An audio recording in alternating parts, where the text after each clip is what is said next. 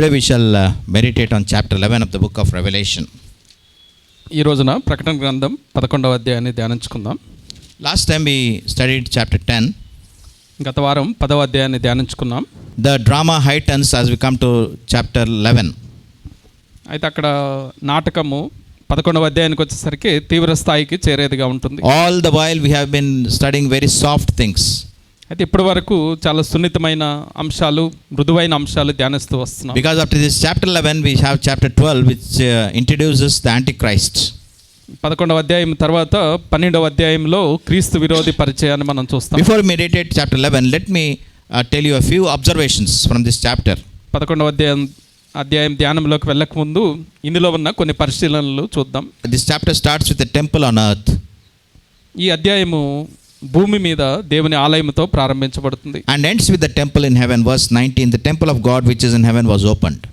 తర్వాత ఈ అధ్యాయము పరలోకములో దేవుని ఆలయంతో ముగిసేదిగా ఉంటుంది. 19వ వచనంలో ఆ మాట చూస్తాం. One thought about this observation is, అయితే ఈ పరిశీలన గురించి ఒక ఆలోచన ఏంటంటే, our life which has started on this earth is heaven bound.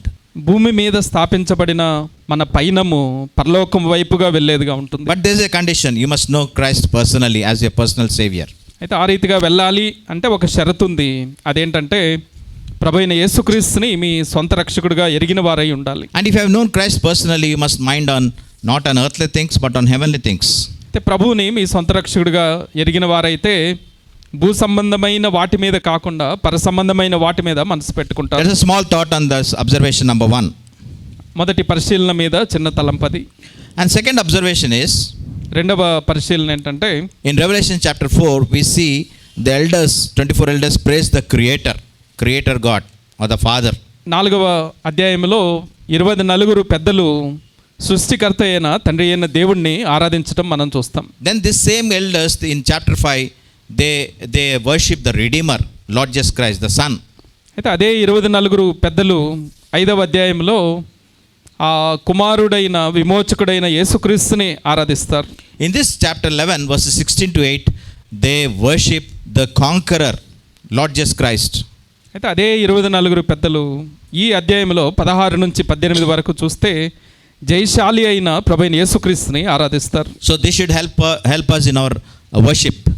ఇది మన ఆరాధనకి సహాయపడేదిగా ఉండాలి. He is the creator, he is the redeemer, he is the conqueror. ఆయన సృష్టికర్త అయి ఉంటున్నాడు, ఆయన విమోచకుడై ఉంటున్నాడు, ఆయన జయశాలిగా ఉంటున్నాడు. And what is the application? అయితే దీన్ని ఎలా అన్వయించుకుంటాం? In Romans 8:37 it says we are more than conquerors through Christ. రోమా 8:37లో మనం చూస్తే క్రీస్తునందు మనము అత్యధిక విజయం పొందేవారంగా ఉంటున్నాం. Through him who loved us. మనల్ని ప్రేమించిన క్రీస్తు ద్వారా అనే మాట అక్కడ చూస్తాం. And final third observation is, తర్వాత మూడవ పరిశీలన ఏంటంటే, chapter 10 is all about a mighty angel, a little book. 10వ అధ్యాయంలో బలమైన దూత, ఆ దూత చేతిలో చిన్న పుస్తకం మనం చూసాం. And chapter 11 is all about the seventh trumpet and two witnesses. అయితే ఈ 11వ అధ్యాయంలో 7వ బూర అలానే 2 సాక్షులు మనం చూస్తాం. So with this observations we shall go into this chapter 11. ఈ పరిశీలనతో 11వ అధ్యాయ ధ్యానంలోకి వెళ్దాం. Verses 1 and 2 I'll request my brother to read. మొదటి 2 వచనాలు చదువుకుందాం. మరియు ఒకడు చేతికర్ర వంటి కొలకర్ర నాకిచ్చి, నీవు లేచి దేవుని ఆలయమును బలిపీఠమును కొలత వేసి ఆలయములో పూజించు వారిని లెక్కబెట్టుము. ఆలయమునకు వెలుపటి ఆవరణమును కొలత వేయక విడిచిపెట్టుము. అది అన్యులకు ఇవ్వబడెను. వారు 42 నెలలు పరిశుద్ధ పట్టణమును కాలితో త్రొక్కుదురు. So God has given the prophet a measuring rod with which he measures the temple, the altar and even the people who come there to worship. అయితే అక్కడ దేవుడు ఇక్కడ ఒక వ్యక్తికి చేతికర్ర వంటి కొలకర్ర ఇచ్చి ఆలయాన్ని బలిపీఠాన్ని మనుషుల్ని కూడా లెక్క పెట్టమని చెప్పడం చూస్తున్నాం. But he is told to exclude the outer court of the temple. అయితే ఆయనకి ఇవ్వబడిన ఆజ్ఞ ఏంటంటే బయట ఆవరణమును కొలవద్దు అని చెప్పబడింది. What is the meaning of these two verses? ఈ 2 వచనాల యొక్క అర్థం ఏంటి?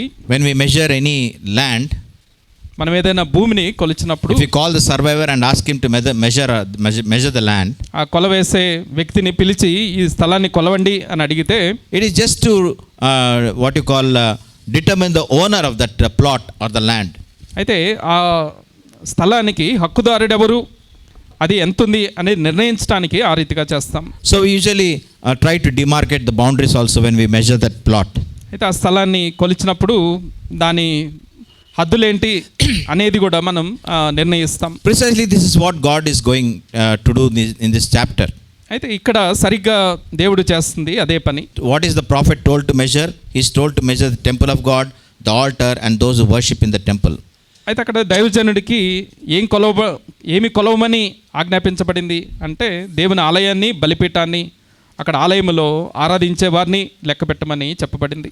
Leave out the courtyard or the outer court. అయితే వెలుపటి ఆవరణమును కొలత వేయక విడిచిపెట్టుము అని చెప్పి It is given to the Gentiles. They will trample the city of Jerusalem for nearly 42 months or 3.5 years. అది అన్యులకు ఇవ్వబడింది. అన్యులు దాన్ని 3.5 సంవత్సరాలు లేదా 42 నెలలు పరిశుద్ధ పట్టణాన్ని యెరూషలేముని కాలితో త్రొక్కుతారు అని చెప్పబడింది. Now the second question comes, what is this temple? అయితే ఈ ఆలయం ఏంటి అనే ప్రశ్న మనకు రావచ్చు. It is an earthly temple, as I told you about the observation number 1. మొదటి పరిశీలనలో చూసిన రీతిగా ఇది భూమి మీద ఉన్న దేవుని ఆలయం. We know the temple that existed in the days of Christ was destroyed in 70 AD by the Romans. అయితే ప్రభువైన యేసుక్రీస్తు సమయంలోని దేవాలయము క్రీస్తు శకం 70లో రోమీయుల చేత అది నాశనం చేయబడింది.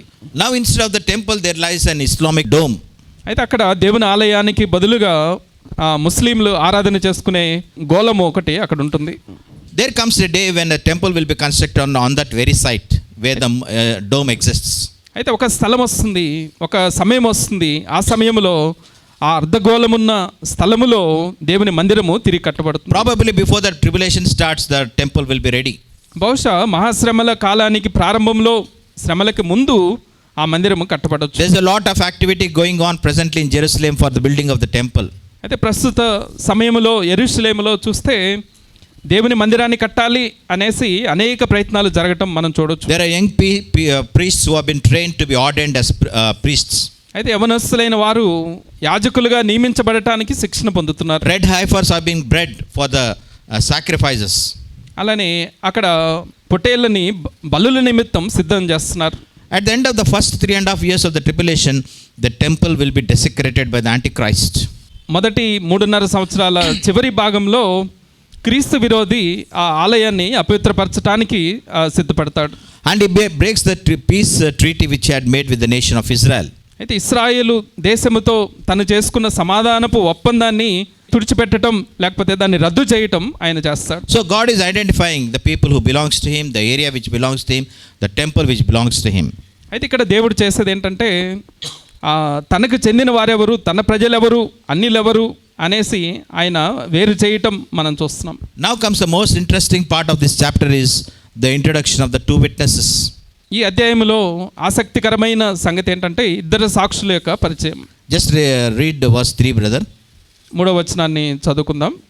నేను నా ఇద్దరు సాక్షులకు అధికారం ఇచ్చేదను, వారు గోనెపెట్ట ధరించుకొని 1260 దినములు ప్రవచింతురు.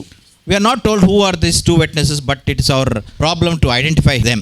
ఈ ఇద్దరు సాక్షులు ఎవరో మనకి చెప్పబడలేదు, కానీ మన ముందున్న సమస్య ఏంటంటే వాళ్ళు ఎవరో కనుక్కోవటం. Going by the hints presented in this chapter, we can only speculate. We are not very sure. ఈ అధ్యాయంలో ఇవ్వబడిన చిట్కాల ఆధారంగా మనం చూస్తే ఊహాగానాలు చేయొచ్చు, కానీ ఖచ్చితంగా ఈ ఇద్దరు వ్యక్తులు వీళ్ళు అని చెప్పడానికి. Who are these two witnesses? Probably Moses and Elijah. Probably. I said probably.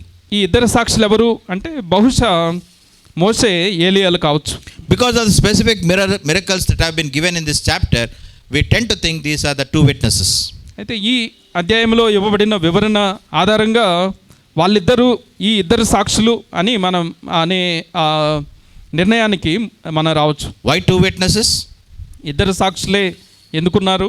Why? This is how God's plans works. This is how God has ordained all these things. అయితే వీటినన్నిటినీ దేవుడు ఈ రీతిగా నియమించాడు అనేదే మనకున్న జవాబు. We see Moses and Joshua and Zerubbabel. అయితే మోషే యెహోషువని చూస్తాం, అలానే యెహోషువ యెరుబ్బాబెలుని మనం చూస్తాం. In Mark chapter 6 and verse 7, he sent his disciples 2 by 2. Jesus Christ sent his disciples 2 by 2. అలానే మార్కు సువార్తలో మనం చూస్తే ప్రభువైన యేసుక్రీస్తు తన శిష్యుల్ని ఇద్దరిద్దరుగా పంపటం మనం చూస్తాం. Then Prasangi chapter 4 verses 9 and 10, 2 are better than 1. That's what the word of God says. ప్రసంగి 4వ అధ్యాయం 9-10 వచనాలలో చూస్తే ఒంటిగా ఉండటం కంటే ఇద్దరుగా ఉండటం మంచిది అని చెప్పడం చూస్తాం. So God has ordained two witnesses to spread the gospel during this time, tribulation time. అయితే ఈ మహాశ్రమల కాలంలో సువార్తను వ్యాప్తి చెందించటానికి దేవుడు ఇద్దరు సాక్షుల్ని వాడుకుంటున్నాడు. Number one, according to Revelations 11 and verse 6, they have the power to turn water into blood. 11వ అధ్యాయం 6వ వచనం ఆధారంగా చూస్తే వీళ్ళకి నీళ్ళని రక్తముగా మార్చే అధికారం ఇవ్వబడింది. ఎవరు చేశారండి ఆ యొక్క అద్భుతము? Moses did in Exodus chapter 7.